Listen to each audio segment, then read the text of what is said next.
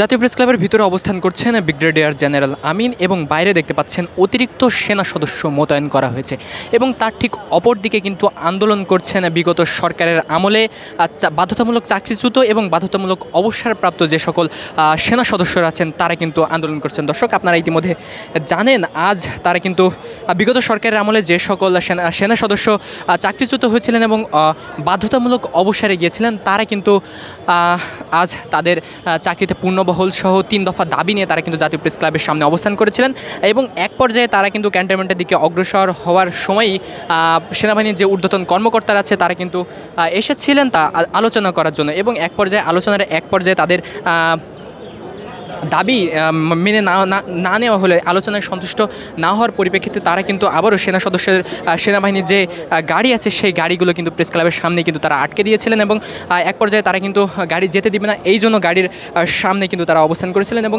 কেউ কিন্তু গাড়ির নিচে শুয়ে পড়েছিলেন এবং পরবর্তীতে দেখতে পাচ্ছেন যে এই প্রেস ক্লাবের নিরাপত্তা জাতীয় প্রেস ক্লাবে কিন্তু নিরাপত্তার জন্য আরও শতাধিক সেনা সদস্য কিন্তু মোতায়েন করা হয়েছে। দর্শক, আমরা যদি একটু দেখানোর চেষ্টা করি, ঠিক জাতীয় প্রেস ক্লাবের সামনেই কিন্তু অবস্থান করছেন বিগত সরকারের আমলে যে সকল চাকরিচ্যুত সেনা সদস্যরা আছেন তারা কিন্তু অবস্থান করছেন। দর্শক, আমরা একটু তাদের সাথে কথা বলার চেষ্টা করব এবং জানার চেষ্টা করব আসলে তারা কেন অবস্থান করছেন। দর্শক, এই মুহূর্তে আরও দেখতে পাচ্ছেন জাতীয় প্রেস ক্লাবের মূল ফটকেই কিন্তু আইনশৃঙ্খলা বাহিনী যে সকল সদস্যরা আছে অর্থাৎ পুলিশ যে সদস্যরা আছে তারা কিন্তু কঠোর অবস্থানে রয়েছেন। দর্শক, আমরা যদি এখানে উপস্থিত সেনা সদস্যদের সাথে একটু কথা বলার চেষ্টা করি তাহলে আসলে কি চাচ্ছেন এবং কেন দাঁড়িয়েছেন? আমরা আজকে আমাদের সম্পূর্ণ ডিসপোজালটা চাচ্ছি। বলেন, চাকরি হারাইছিলাম কেন? বিভিন্নভাবে আমাদের চাকরি হারিয়ে গেছে। এখন এখানে ইন্ডিভিজুয়ালভাবে যদি আমি বলতে যাই তাহলে অনেকগুলো বলতে হবে, কারণ আমাদের সকলেরই বিভিন্ন ছোট ছোট কারণে চাকরিগুলো হারাইছি। আমরা সকাল 8টা থেকে অবস্থান করতেছি। আমাদের দাবি দেওয়া পূরণ না পর্যন্ত আমরা অবস্থান কর্মসূচি থাকবে আমাদের। সেটা হচ্ছে যদি আজকে হয়তো আজকে যদি আরও আগামী 7 দিন যদি লাগে অবস্থান কর্মসূচির জন্য, আমরা 7 দিনের রাজপথে থাকবো। আমরা আইন শৃঙ্খলা বাহিনীর সাথে আমাদের সমন্বয়করা আলোচনা করছে, আমরা কোনো আশানুরূপ ডিসপোজাল পাই নাই, এই জন্য আমরা তাদের সাথে একটু হালকা সংঘর্ষে চলছে। এখন আবার নতুন করে আলোচনায় বসছে, তো ওই আলোচনা ডিসপোজালটা আসবে, এটা নিব। আমাদের যদি আশানুরূপ না হয় তাহলে আমরা অবরোধ চালু রাখবো। দর্শক, যেমনটি দেখছেন এখানে উপস্থিত চাকরিচ্যুত সেনা সদস্যরা যেমনটি বলছেন যে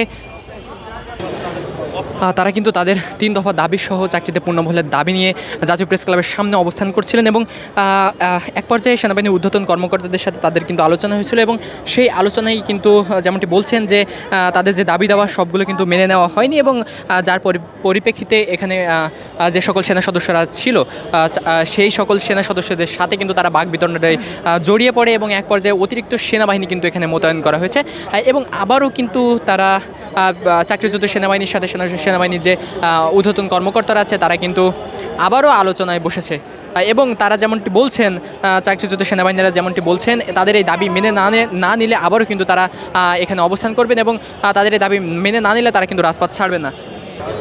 দর্শক, এখানে আমরা উপস্থিত চাকরিচ্যুত সেনা সদস্যদের সাথে আরও একটু কথা বলার চেষ্টা করবো এবং জানার চেষ্টা করবো আসলে তারা কি বলছেন। আপনাদের চাকরি কেন গিয়েছিল? চাকরি এক একজনের এক একটা কারণ আছে, তো সবার যার কারণ ভিন্ন। এখন আমার যে কারণে গেছে, আমার হলো ভুল করে একটা মেসেজ গেছিলো এক লেডি অফিসারের নাম্বারে, তো আমি সেখানে তাকে সরি বলার জন্য 3 বার তাকে আসসালামু আলাইকুম বলছি, ঠিক আছে। তারপরে সে আমার সিও তখন পিজিআর রাষ্ট্রপতির কার্যালয়ে আমার সিও ছিল, সিওর কাছে রিপোর্ট গেছে। রিপোর্ট যাওয়ার পরে 3 মাস আমাকে নজরবন্দি রাখা হয় এবং চাকরি থেকে কোনো বেনিফিট ছাড়াই বাড়িতে পাঠিয়ে দেওয়া হয়। এখন এখানে কি হয়েছিল? প্রেস ক্লাবে কি হয়েছিল? হ্যাঁ, এখন গত 5ই আগস্টের পরে থেকে আমাদের চাকরিতে পুনর্বহালের জন্য যে আন্দোলন কর্মসূচি চলতেছে, প্রথমে তো এটা সংবাদ সম্মেলন পর্যন্ত ছিল, এর আগে একটা আন্দোলন হয়েছে, তখন সেনা সদর থেকে তিন জনের একটা দল আসা আমাদের যারা আন্দোলন করছে তাদের একটা আশ্বাস দিছিল যে 5 কর্মদিবসের ভিতরে আপনাদের সকল দাবি দেওয়া পূর্ণ করা হবে।